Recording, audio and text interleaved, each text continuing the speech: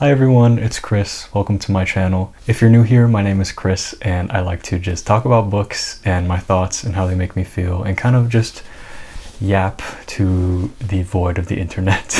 I'm back with another recent reads video to talk about just a few of the books that I've read lately, and a lot of these today are actually on the heavier side. I'm not sure what kind of came over me where I'm reading all of these books that really impacted me in a lot of intense ways. But yeah, let's jump into it. I have 5 books today. One of them is a graphic novel, and I'm really excited to talk about them. So the first book I want to talk about made me cry on the plane. It was a very emotional and visceral experience for me, so I really want to talk about it. It is called Lie With Me. So Lie With Me tells the story of our narrator reflecting on a love affair that he had with another teenage boy when he was younger. It's a very devastating story about love and the agonies of a first love. While I love stories about queer joy and happy LGBTQ stories, I also love really raw, gripping and intense stories about queer love, and this was definitely one of those.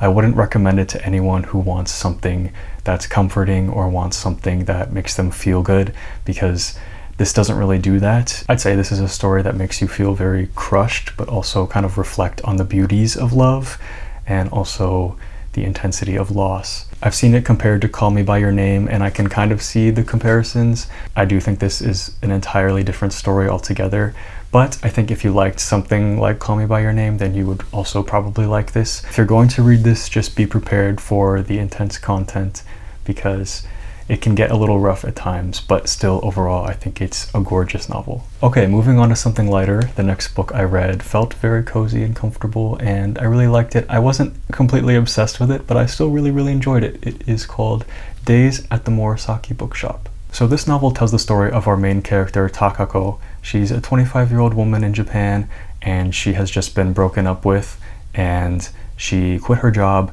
and she's very depressed and lost. And she gets an invite from her eccentric uncle to move into his used bookshop and live and work there.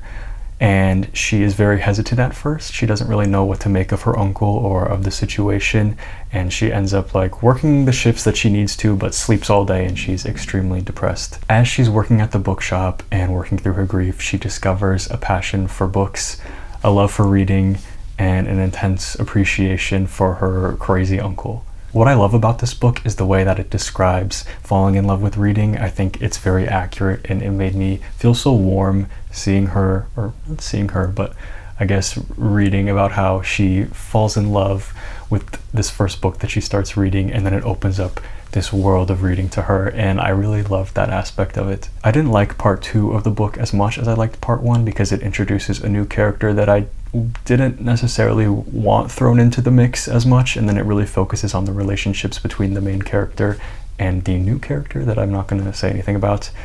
And it does have a very different feel from the first part of the book. I still appreciated it, and I liked seeing the relationship blossom there, but I wish that the second half of the book was more like the first half of the book, but that's just me being a little bit selfish. Benji and I also picked up the sequel to this, which is called More Days at the Morisaki Bookshop. We grabbed it in Ireland, so I'll be reading that soon. I've heard that the second book is really great and maybe even better than the first, so I'll have to see if that's true or not.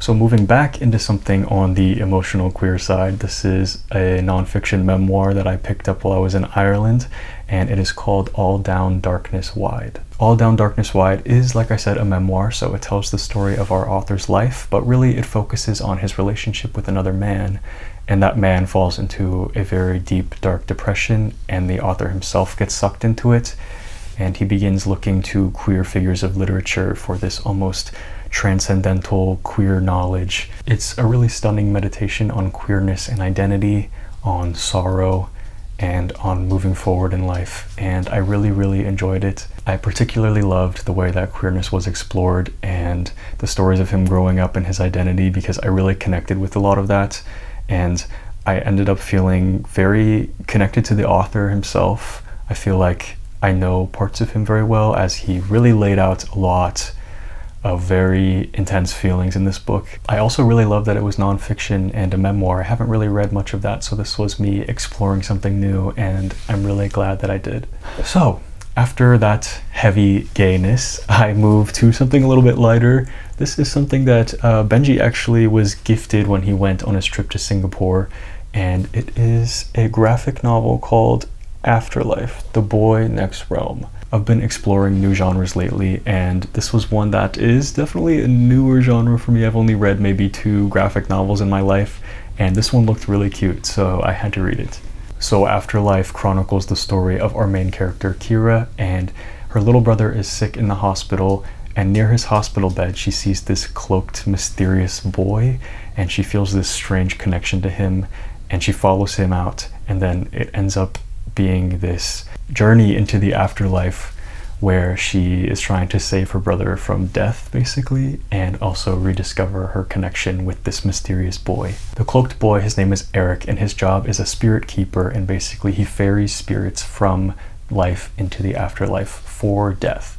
Death is like a personified character in this graphic novel. It's a really fun Asian-inspired young adult story, and it is young adult, so it is on the goofier side at times, so that was fun but not fully my cup of tea. And my only real gripe is that in some of the frames of the art I couldn't really tell what was going on. I don't know if this is because I'm inexperienced with graphic novels or if the art style itself was just hard for me to visualize what was going on, but sometimes I wasn't sure what was happening.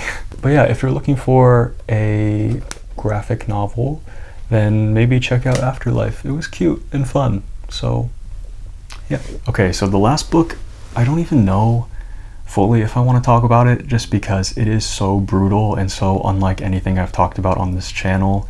Such a departure from everything that I normally read, and it is intense and disturbing. So if you don't want to hear about a book like that, I'm not going to go into like graphic detail or anything, just give you a general plot summary. But if you don't want to hear that, you can skip to this time. So the last book that I read is called Tender is the Flesh. Tender is the Flesh is a horror dystopian novel. So 2 genres that I like on their own, and together it proved to be very intense. I've seen a lot of people talk about this book and how it made them feel.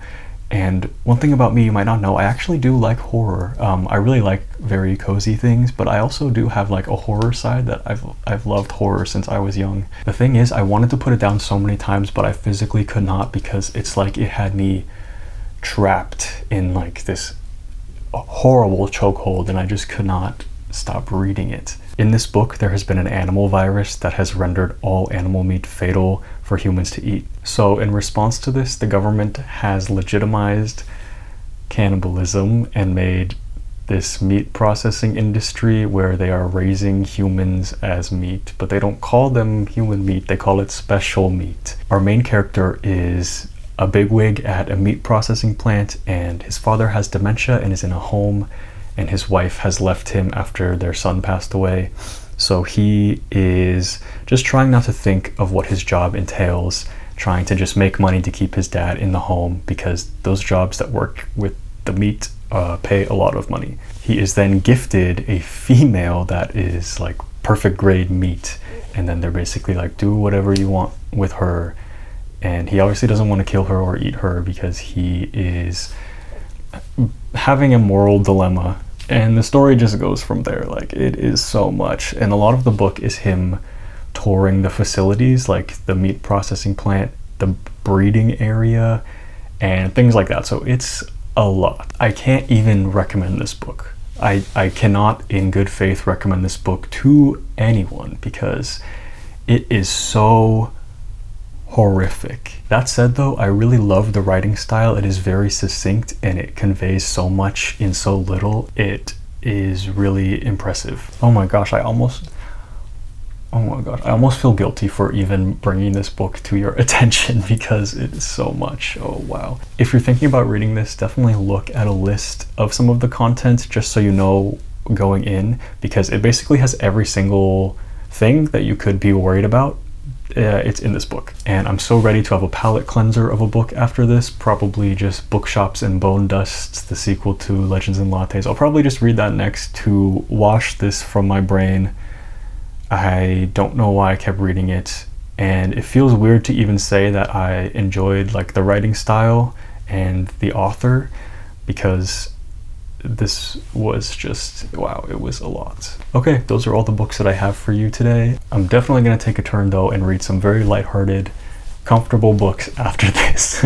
I want to thank you guys so much for watching. I really appreciate you all. I know that we're almost at 20k subscribers, which like I can't even explain how much that blows my mind.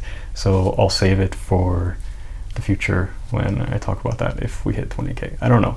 But regardless, thank you so much for watching. I really appreciate it, and I will see you in the next video.